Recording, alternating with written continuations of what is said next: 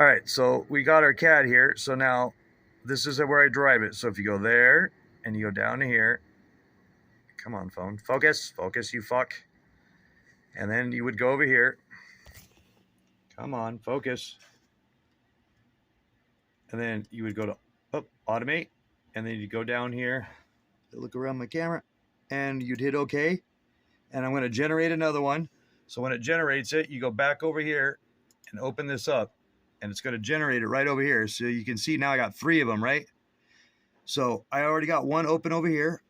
So you would double click on this, da-da-da. You would double click on this, and then you're going to go up over here, and there it pulls out the PDF. Now, if you look here, I'm going to close this back out to the left.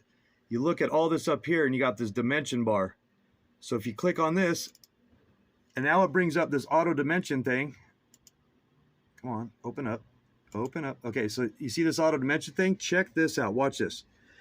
See this bottom right here? See the density? Watch this. I'm going to increase the density. Come on, baby.